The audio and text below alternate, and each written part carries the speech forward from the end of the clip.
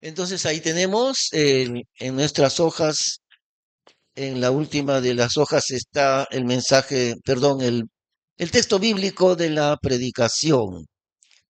Seguimos con el libro de Hechos, estamos en el capítulo 4 y también avanzamos hasta el capítulo 5, ¿no? Como habíamos explicado, Hechos es un libro histórico, tiene el propósito de eh, comprender todo lo que fue la historia de la iglesia naciente del Señor en esos primeros años. Y el libro de Hechos abarca aproximadamente un periodo como de 25 años, tal vez un poquito más, pero más o menos ese tiempo.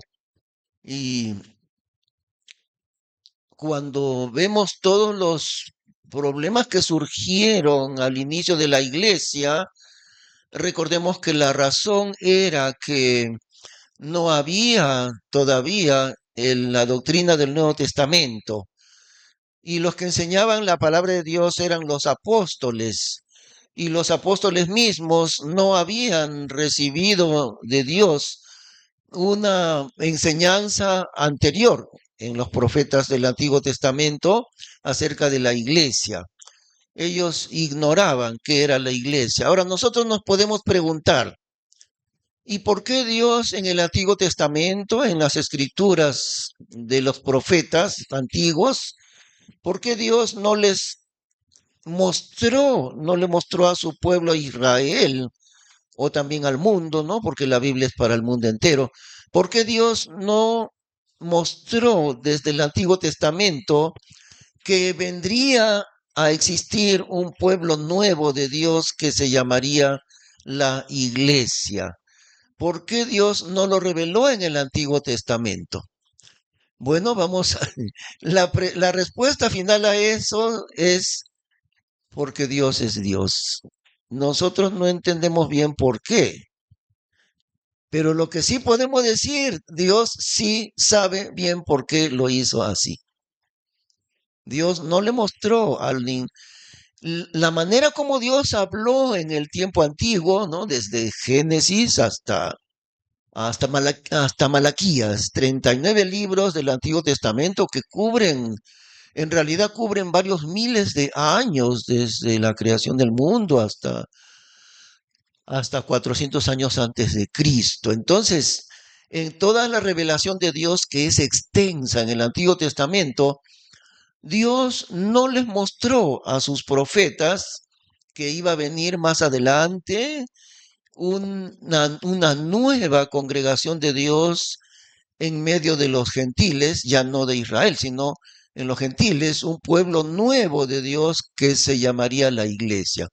¿Por qué Dios no reveló eso? Como digo, yo tampoco entiendo bien por qué no lo reveló, pero lo que sí entiendo es que Dios es muchísimo más sabio que nosotros.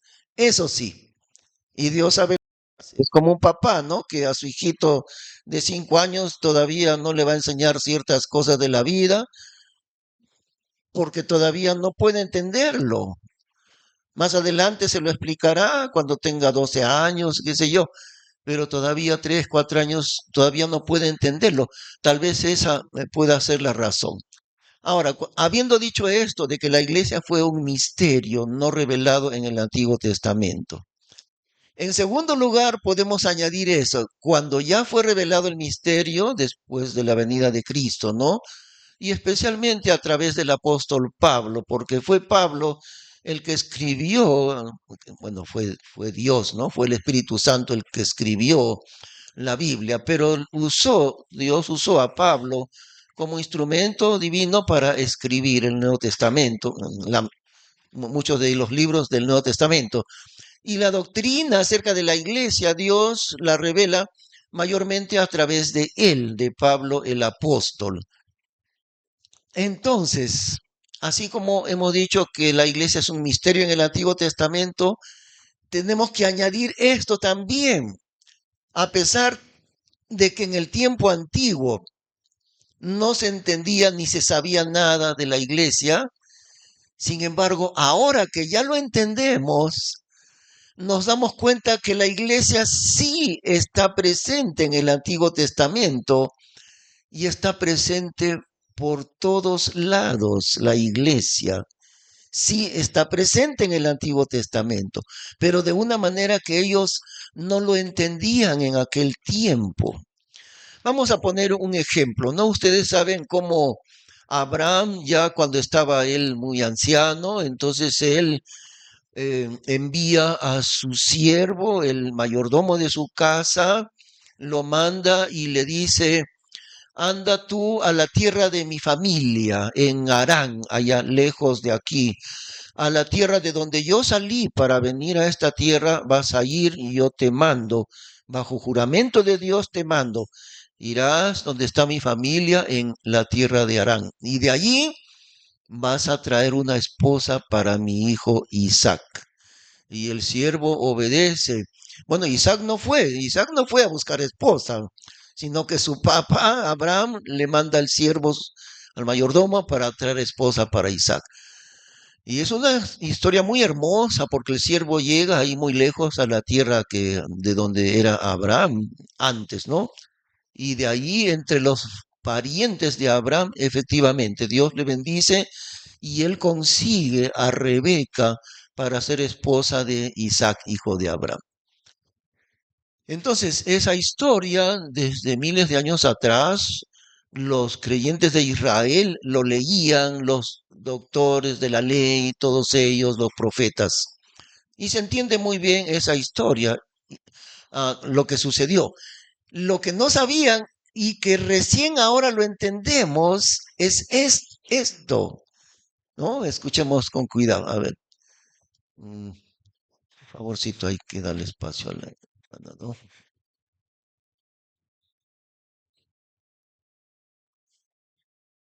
A ver.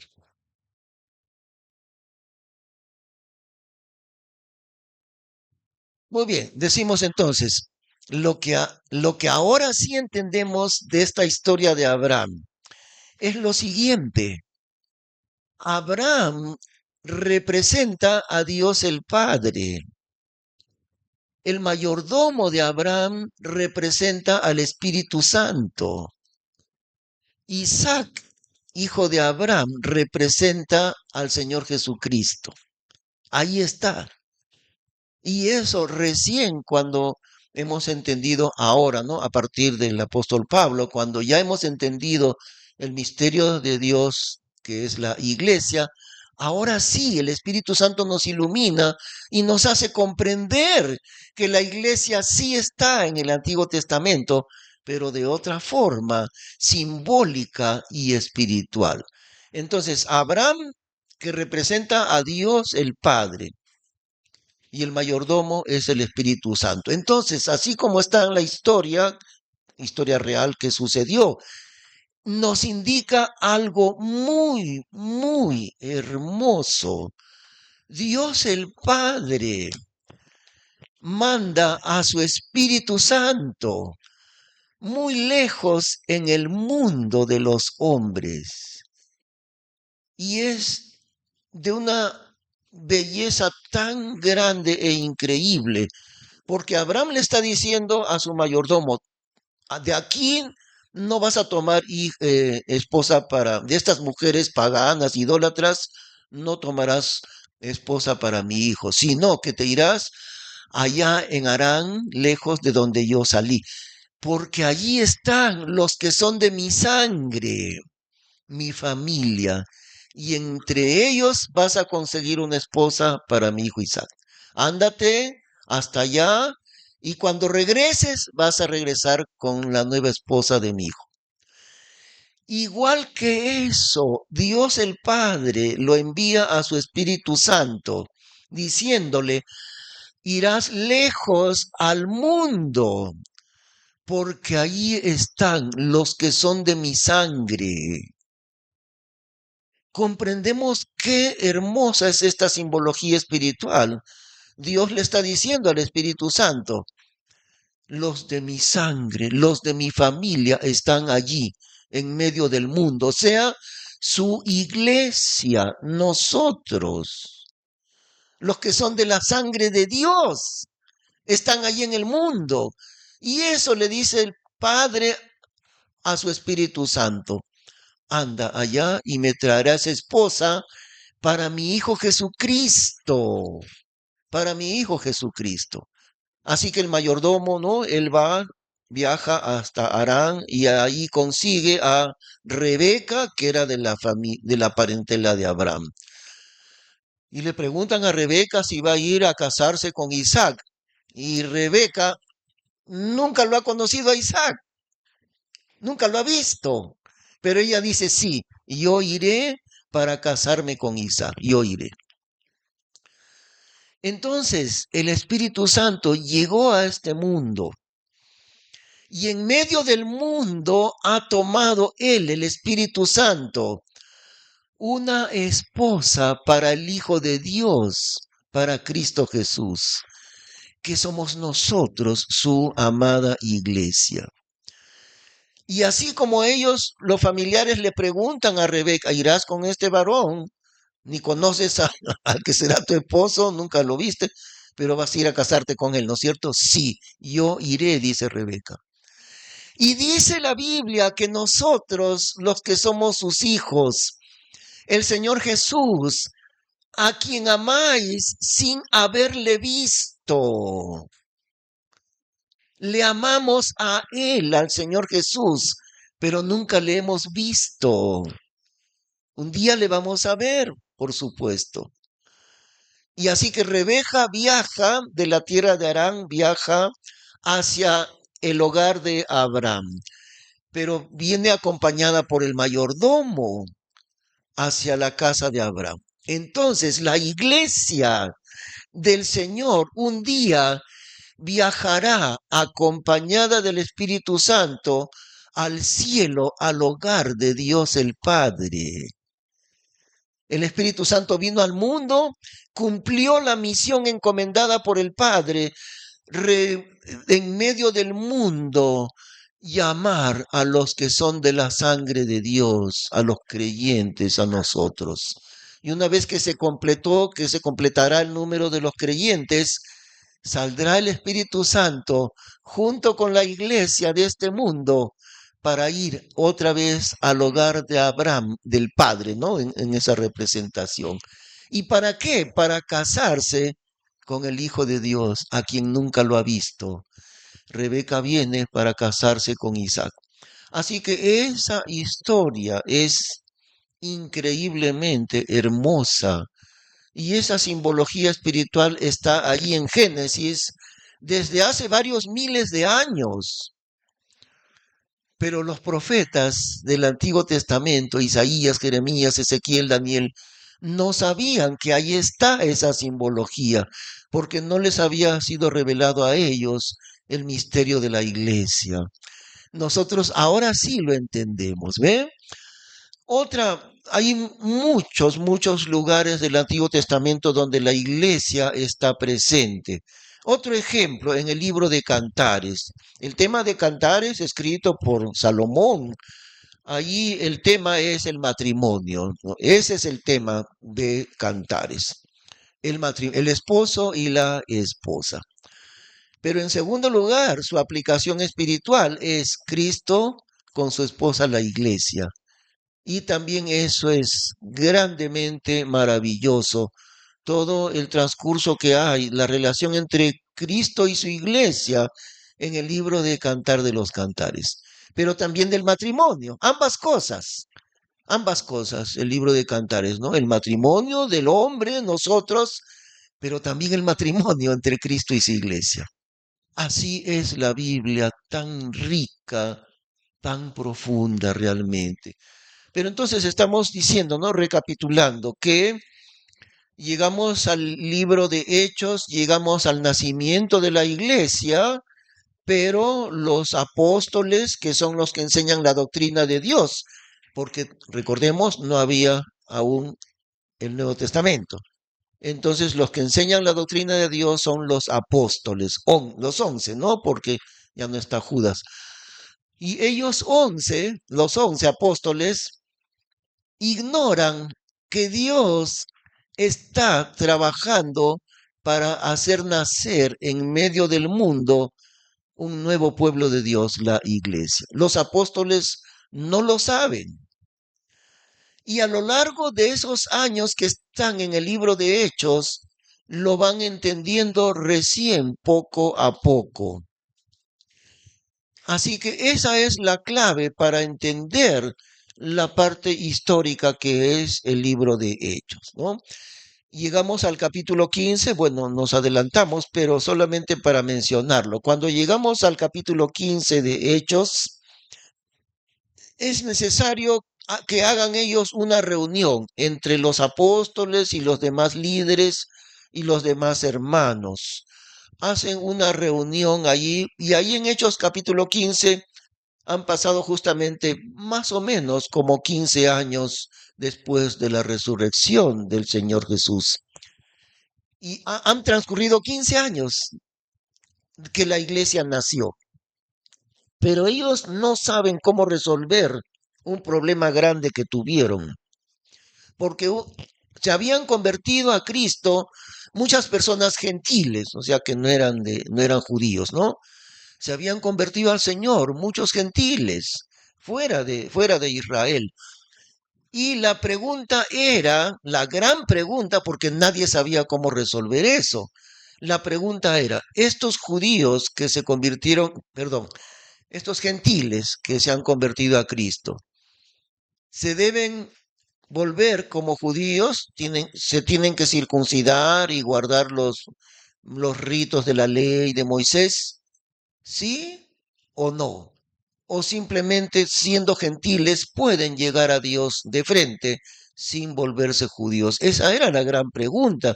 Y ahí ustedes pueden ver cuando lleguen a su casa, ¿no? Hechos capítulo 15, cómo es tan difícil resolver ese tema. De tal manera que, bueno, uno de los que sabía cuál era la respuesta verdadera era Pablo, aunque en Hechos 15 Pablo todavía, él no destaca por su enseñanza apostólica, todavía no, pero ya en Hechos 15 Pablo dice, porque ya habían ellos hecho el primer viaje misionero, entonces Pablo dice lo siguiente, que los gentiles que se convierten a Dios, no hay necesidad de judaizarlos, o sea, de circuncidarlos y que se nacionalicen como judíos. No, ellos pueden llegar a Dios siendo gentiles, sin necesidad de que se vuelvan judíos. Y la respuesta de Pablo era acertada, pero los otros, habían otros que no, todo creyente gentil tiene que circuncidarse, tiene que volverse judío, si no, no puede llegar a Dios. Y había esa controversia, ¿no? Pero claro, finalmente llegaron a la conclusión, es cierto, cualquier gentil que crea en Cristo no necesita volverse de Israel, nacionalizarse dentro de Israel. No es necesario. Así como es un gentil, él puede llegar a Dios. Y ahí está, ahí está. El pueblo de Israel estaba lleno de mandamientos que nosotros no conocemos bien. Por ejemplo, una parte de esos mandamientos eran que ellos tienen 7 fiestas a lo largo del año, las 7 fiestas judías.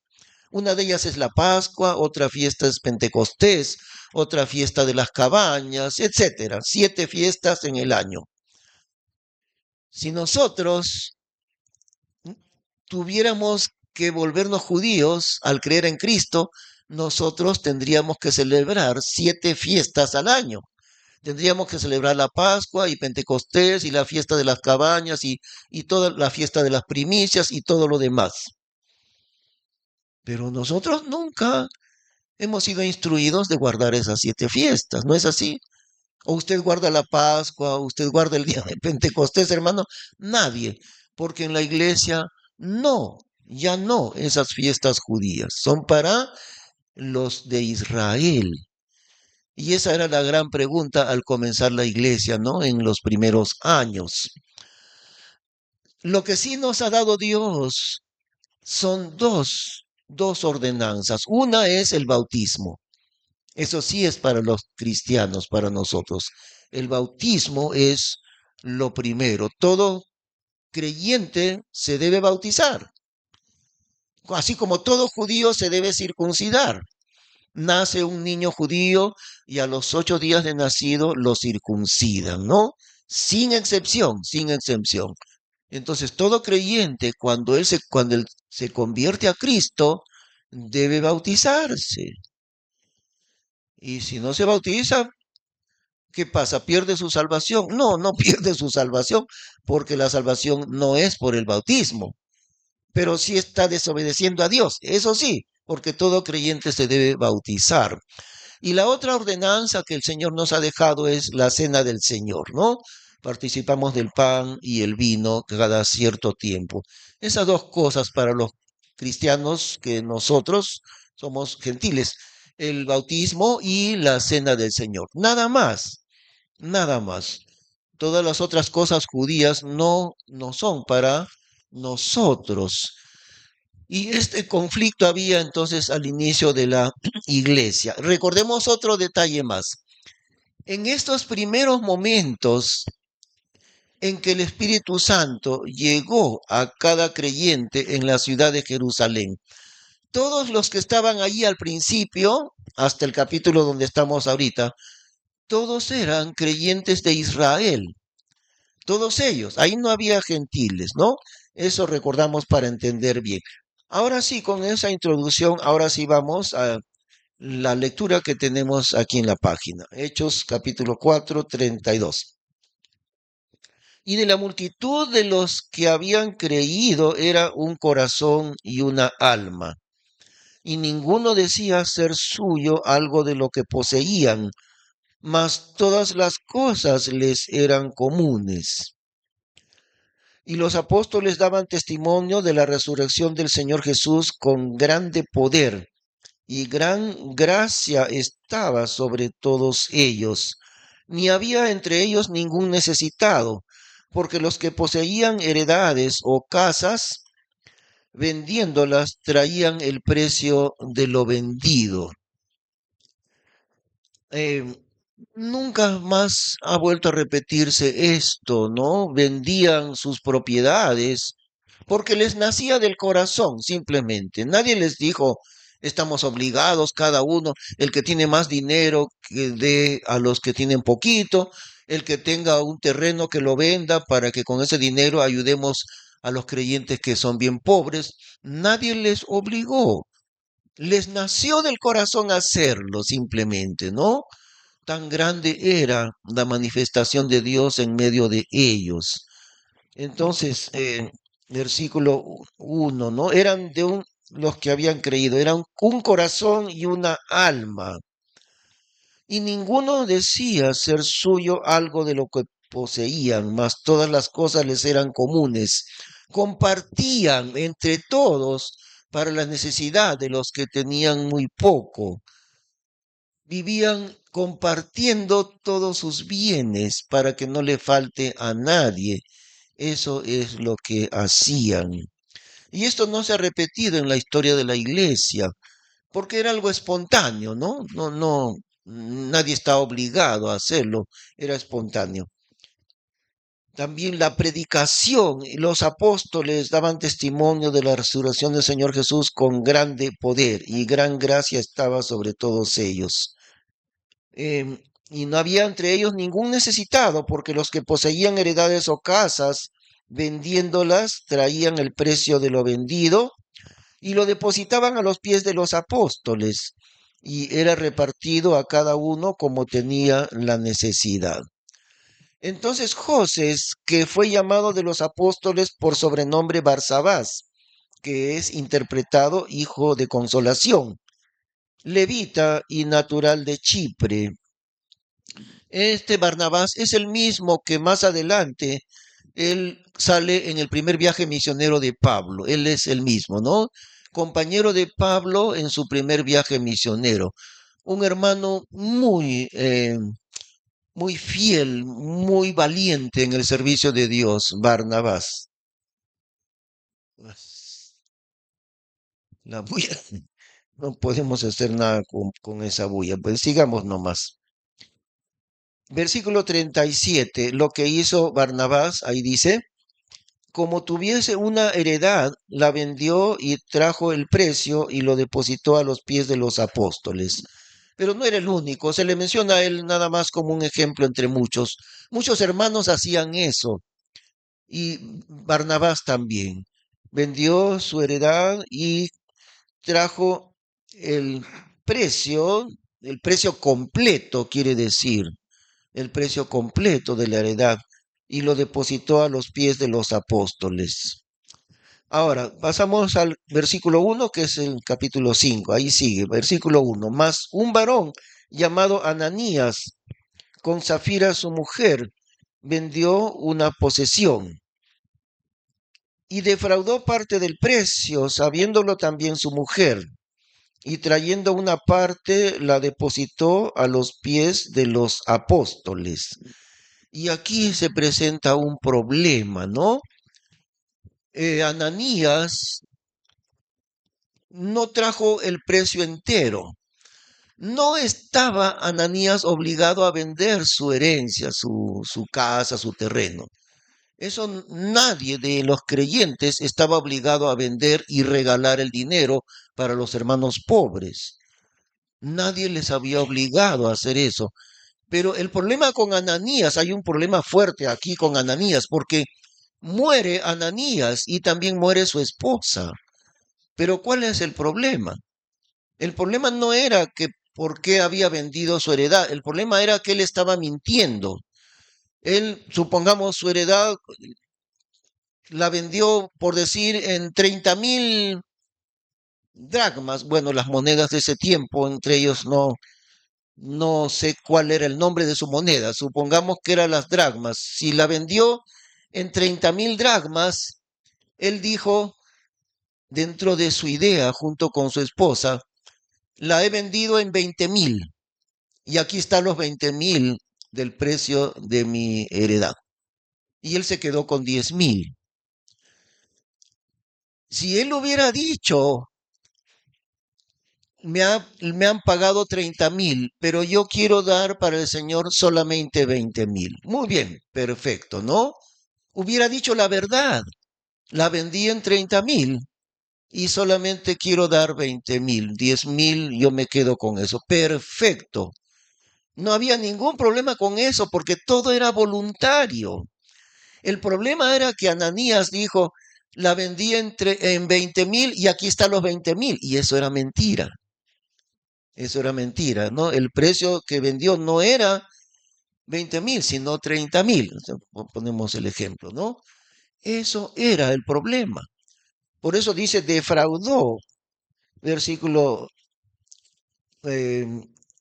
1, vendió una posesión, Ananías con Zafira su mujer, vendió una posesión y defraudó parte del precio, sabiéndolo también su mujer, y trayendo una parte, la depositó a los pies de los apóstoles. Y aquí viene algo terrible. Muchos se han preguntado, ¿por qué sucede algo tan terrible sucede? Veamos lo que sucede. Versículo 3. Y dijo Pedro, Ananías, ¿por qué hinchió Satanás tu corazón a que mintieses al Espíritu Santo y defraudases parte del precio de la heredad? Quedándose, no se te quedaba a ti, y vendida no estaba en tu poder. O sea, lo que le dice Pedro es, mira, si tú no querías ni venderla ni regalar el precio para los hermanos pobres, perfecto, no había ningún problema. Es igual en el día de hoy. Si un hermano dice, yo no quiero dar para el Señor nada, no quiero dar ni ofrenda ni diezmo, ¿qué le hacemos? Nada, nada le hacemos. Decimos, no, hermano, ¿no quieres dar? Perfecto, no quieres dar. Ya está. Si no quieres dar, ya es un asunto entre tú y Dios. Nosotros nada te vamos a hacer. Resuelve tú eso con Dios. Si tú no quieres dar a Dios, resuélvelo tú con Dios directamente. Pero nadie tiene que dar porque está obligado a dar. Eso no dice la Biblia. Lo que dice la Biblia es cada uno dé como propuso en su corazón, voluntariamente, no con tristeza. No, si yo quiero, tengo que dar a Dios 100 soles Y yo no quiero dar 100 soles porque Dios, mucho, mucho, que 100. ¿Tú sabes cuánto cuesta ganarse 100 soles? No, yo quiero dar 20 nada más. Lo que está diciendo Dios es esto, no con tristeza. Si darle a Dios 100 soles te causa pesar, uy, 100 soles, mira todo lo que estoy dando. Si te causa pesar, da 100 soles, entonces da 20. Ya con 20 no te entristeces, ya bueno, 20 sí, dices tú. Perfecto, trae tú para Dios 20. Pero no traigas 100 entristeciéndote, porque eso no es el propósito de Dios. Y tú traes 100 para Dios y dices, mucho estoy dando. Entonces, no traigas. Porque si uno quiere dar a Dios, uno lo da con alegría, no con pesar, mira cuánto tengo que dar. No, así no. En realidad es mejor no traer nada para Dios si uno se va a lamentar de lo que está dando para Dios. Eso no aprovecha. Traer para Dios algo porque yo me siento obligado. Eso no tiene ningún provecho, ¿bien? Entonces dice Dios que el que vamos a dar a Dios no con tristeza, ni por necesidad, o sea, ni por obligación. Lo que dice Dios ahí es porque Dios ama al dador alegre. Eso es lo que Dios quiere. Que yo diga lleno de alegría, estoy tan contento porque estoy trayendo 100 soles para Dios. Mejor doy 200, mejor 200, porque es mejor, siento mucho más gozo. No solamente 100, quiero dar 200. Y si no quiero dar 100, entonces traigo 10 soles y me alegro. Y me alegro de dar para la obra de Dios 10 soles, o 5 soles, o 20 soles. No importa mucho qué cantidad. Lo que importa es que yo me sienta contento de dar para Dios. Eso es lo que importa. Que yo lo dé con gozo. ¿Ven? Nosotros medimos por la cantidad. Mira cuánto ha dado, un montón. Dios no mide así. Dios lo que observa no es tu bolsillo ni la cantidad que trajiste para Dios. Lo que Dios observa es con qué corazón lo traes al Señor. ¿Está tu corazón lleno de gozo cuando das para Dios? Eso es, como la Biblia menciona siempre, olor agradable hacia Dios, olor grato, perfume grato para Dios. Que el creyente venga no porque le obligan, no porque tiene que hacerlo, sino porque de su corazón le nace.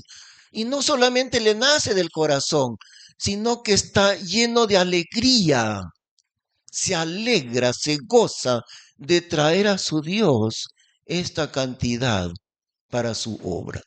Eso es lo que Dios quiere. Y entonces el problema aquí era que Ananías estaba tratando de fingir. Él estaba haciendo querer ver, yo soy un gran creyente, mira cuánto he vendido mi casa y acá está el precio completo de la casa. Y mentira, porque no era el precio completo, ¿no? Estaba fingiendo amar a Dios. Ese era el problema. Estaba fingiendo amar a Dios, o mejor dicho, estaba mintiendo de que él amaba a Dios. Y si Ananías no hubiera vendido su propiedad, ni la hubiese traído para dar a los hermanos pobres, no había ningún problema con eso. ¿Eh? Nada hubiera sucedido con Ananías. Él no quería vender su casa, perfecto, ningún problema. Pero él dijo, he vendido en tanto, mintiendo en cuanto a la cantidad. Ahora seguimos entonces, ¿no? Versículo 3. Y dijo Pedro, Ananías, ¿por qué hinchió Satanás tu corazón a que mintieses al Espíritu Santo y defraudases parte del precio de la heredad? Quedándose, ¿no se te quedaba a ti y vendida no estaba en tu poder? ¿Por qué has concebido esta cosa en tu corazón? No has mentido a los hombres, sino a Dios. Entonces Ananías, oyendo estas palabras, cayó y expiró, o sea, murió al instante. Y vino un gran temor sobre todos los que lo oyeron. Y levantándose los mancebos, le tomaron y sacándole, le sepultaron. O sea, los jóvenes, ¿no? Los mancebos. Versículo 7. Y pasado el espacio como de 3 horas, también su mujer entró, no sabiendo lo que había acontecido. Entonces Pedro le dijo, dime, ¿vendisteis en tanto la heredad? Y ella dijo, sí, en tanto. Y Pedro le dijo, ¿por qué os concertasteis para tentar al Espíritu del Señor? He aquí a la puerta los pies de los que han sepultado a tu marido y sacarte han a ti. Y luego cayó a los pies de él y expiró. Y entrados los mancebos la hallaron muerta y la sacaron y la sepultaron junto a su marido. Y vino un gran temor sobre toda la iglesia y sobre todos los que oyeron estas cosas. ¡Qué increíble esto! Ahora veamos la diferencia entre la ley y la gracia, ¿no? Veamos un poco esa diferencia. Porque la primera persona que murió bajo la ley fue alguien que quebrantó el día de reposo. Ahí encontramos en Éxodo capítulo 20, no ahorita, pero ahí está. En Éxodo 20 están los 10 mandamientos que Dios entrega a Israel. Y uno de los principales mandamientos ahí es de guardar el día de reposo. Y Dios les instruye que nadie de Israel trabajará en este día. Nadie, nadie, nadie. Ni siquiera para preparar comida, ni siquiera para eso van a trabajar. El día anterior preparen su comida y el día de reposo nadie trabaja. Apenas Dios había terminado de entregar los mandamientos al pueblo, se presentó un asunto. Los ancianos le trajeron a Moisés un hombre que lo habían encontrado cortando leña en el día de reposo. Y este hombre ya sabía que no se podía hacer eso, pero no le importó. ¿Qué me importa? Yo tengo que trabajar, tengo que cortar leña. Lo trajeron y lo guardaron en el calabozo porque no sabían qué hacer con él, qué sentencia. Y como Moisés tampoco estaba seguro qué hacer con este hombre, Moisés consultó a Dios y Dios le responde sobre este israelita. Dios le dice, irremisiblemente sea muerto aquel hombre. Y lo sacaron en medio de la congregación y entre todos lo apedrearon para que muera. Y murió. El primer condenado por quebrantar la ley, por quebrantar el día de reposo. El primero. ¿Cuál era el quebrantamiento? No obedeció la ley de Dios y se puso a trabajar en el día de reposo. Ahora, comparemos eso con el primer, los dos, bueno, fueron dos, ¿no? Los dos primeros fallecidos, ya no en el tiempo de la ley, sino en el tiempo de la gracia. Ahora, se supone que bajo la gracia de Dios ya no hay mandamientos de muerte, porque si no, entonces, al hermano que no viene al culto el día domingo, habría que apedrearlo. Así tendría que ser. No vino al culto, ya al día siguiente lo apedreamos. Se puso a trabajar el domingo, lo vamos a apedrear. Entonces tendría que ser así. Pero no es así, porque no estamos bajo la ley, estamos bajo la gracia de Dios. Es diferente. Sin embargo, Dios quiso dejar con toda claridad de que ahora el problema no es pecar contra la ley en el tiempo de la gracia, sino pecar contra el Espíritu Santo. Porque Pedro le dice a Ananías, ¿por qué llenó Satanás tu corazón? Para que mintieses al Espíritu Santo. Y le dice, no has mentido a los hombres, sino a Dios, o sea, al Espíritu Santo. Y miren la diferencia, porque este hombre que murió, el primer castigado por no guardar la ley, ¿no? Él estaba pecando contra la ley de Dios, podemos decir, con Dios el Padre entregó esa ley, estaba pecando contra la ley que Dios el Padre entregó a Israel. Pero Ananías, un hijo de Dios, porque él también era hijo de Dios y su esposa igualmente. No eran gente incrédula, eran creyentes, eran salvos, habían nacido de nuevo los dos, Ananías y su esposa. Pero miren lo que hace Dios ahora.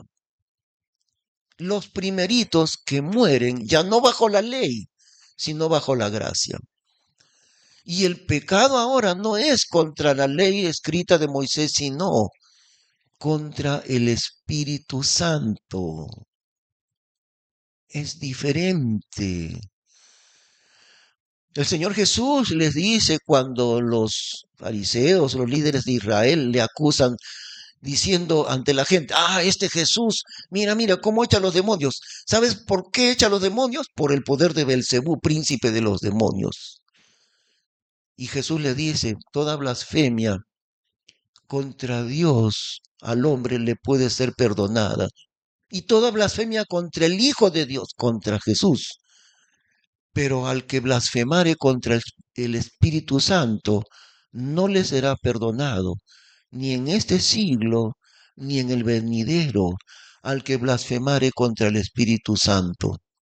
Y eso es lo que estaban haciendo estos líderes de Israel, atribuyéndole la obra del Espíritu Santo que Jesús hacía para expulsar los demonios, atribuyéndole eso a Belcebú, príncipe de los demonios.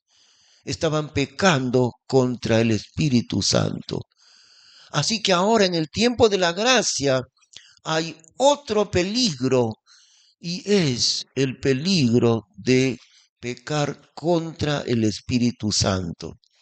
Y eso fue en el caso de Ananías y Zafira. Qué terrible, porque Pedro le dice, ¿por qué te llenaste? Satanás llenó tu corazón, Ananías, para que mintieses. Y cayó muerto. Y vienen los jóvenes y lo sepultan. Y cayó gran temor sobre toda la iglesia. Después de unas 3 horas más o menos, viene su esposa, Zafira, sin saber nada. Y Pedro le pregunta, ¿tu esposo contigo vendieron en tal cantidad el precio de su heredad? Y ella dijo, sí, en tal precio. Igual, ¿no? La misma mentira, porque ese no era el precio verdadero. Entonces le dice Pedro, mira, aquí están los jóvenes que lo han enterrado a tu esposo y que te van a enterrar a ti también ahorita. Y ¡prum! ¡Prum! Cayó muerta también Zafira. Y vienen los jóvenes y la entierran. Y cayó gran temor. ¿Qué dice allí? Versículo 3. Otra vez, ¿no? Versículo 3. Y dijo Pedro a Ananías, ¿por qué hinchió Satanás tu corazón a que mintieses al Espíritu Santo y defraudases parte del precio de la heredad? Quedándose no se te quedaba a ti y vendida no estaba en tu poder. ¿Por qué has concebido esta cosa en tu corazón? No has mentido a los hombres, sino a Dios. Entonces Ananías, oyendo estas palabras, cayó y expiró. Y vino un gran temor sobre todos los que le oyeron. Igual en el caso de ella. Versículo 10. Y luego cayó a los pies de él y expiró. Ahora la esposa, ¿no? Y entrados los mancebos la hallaron muerta y la sacaron y la sepultaron junto a su marido. Y vino un gran temor sobre toda la iglesia y sobre todos los que oyeron estas cosas. No es ninguna casualidad que haya sucedido este hecho trágico al comienzo nomás, los primeros días, los primeros meses de la iglesia que recién había nacido. Y eso nos deja una lección para nosotros, el peligro de no ser sensibles a la voz del Espíritu Santo. Ya no es el peligro de quebrantar la ley y los mandamientos de la ley, sino el peligro es de endurecer nuestro corazón contra el Espíritu Santo, porque vivimos nosotros, los creyentes de la iglesia, en la era del Espíritu Santo. Y lo más grande que un creyente puede hacer es pecar contra Él, contra la obra del Espíritu Santo. Nos deja una enorme lección esto, ¿no? El pecado de Ananías y Zafira fue mentir, mentir. Y mentir no contra una autoridad, mentir contra el Espíritu Santo. Ahora una cosa, en el Antiguo Testamento no había en realidad ningún castigo establecido por una mentira. El que mintiera tendrá que ser castigado de esta manera. No había un castigo sobre la mentira. Ahora, en cierta forma sí había, porque, por ejemplo, una pareja de adúlteros, ¿no? Se negaban, lo que estaban haciendo lo negaban, pero le descubrieron, entonces lo apedreaban. Pero la pena de muerte de los adúlteros no era por mentir, sino por cometer adulterio, aunque también estaban mintiendo. Entonces, no había en el Antiguo Testamento una ley que condenara la mentira en realidad, o que dijera el castigo tal por la mentira es este. No había. Ahora entramos al tiempo de la gracia y de la iglesia, donde la ley de Moisés ya no es para nosotros, ya no es.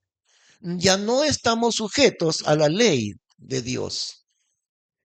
Pero ahora hay un pecado que no está indicado, que no está castigado en la ley antigua, y es resistir a la obra del Espíritu Santo, enfrentarse a la obra del Espíritu Santo. Y esto no un pecado cometido por los incrédulos, por los perdidos, sino era un pecado cometido por dos creyentes en Cristo, Ananías y también su esposa Zafira. Qué tremenda es esta enseñanza de Dios. Estamos en otra época, la época de la gracia de Dios, donde lo que Dios advierte a través de la muerte de ellos, a través de la muerte de ellos, Dios advierte: yo he hecho lo más grande que haya podido hacer. Primero, enviar a mi santo Hijo al mundo para morir por todos ustedes. Pero no solamente eso, he enviado mi Espíritu Santo al mundo para que Él, la tercera persona de la Trinidad, Él obre en medio de la iglesia. Y ustedes no pueden al Espíritu Santo resistirle a Él, endurecer su corazón contra Él, contra el Espíritu Santo. No pueden mentir al Espíritu Santo, porque eso es el pecado más grande que el hombre podría cometer. Por eso Jesús dice, ¿no? Bueno, hablen algo malo contra Dios, todavía les puede perdonar Dios. Hablen algo malo contra el Hijo de Dios, todavía. Pero al que hablare algo contra el Espíritu Santo, Dios no se lo va a perdonar. Qué tremendo es eso realmente, ¿no? Vamos a terminar en oración. Señor, te damos las gracias, Padre Celestial, por lo que encontramos escrito en tu palabra, todo esto que nos muestras, que nos has enseñado en este momento, Padre Celestial. Vivimos en la época de tu Espíritu Santo. Es Él, tu Espíritu, el que mora en cada uno de nosotros. Pecar contra Él es terrible. Y así quedó establecido por la muerte de Ananías y Zafira. Oh Señor, ayúdanos a discernir cuando estamos nosotros resistiendo a la obra de tu Espíritu Santo para no caer en eso. Te rogamos en el nombre del Señor Jesús. Amén. Hermanos, les suplicamos ponerse de pie para cantar el último himno.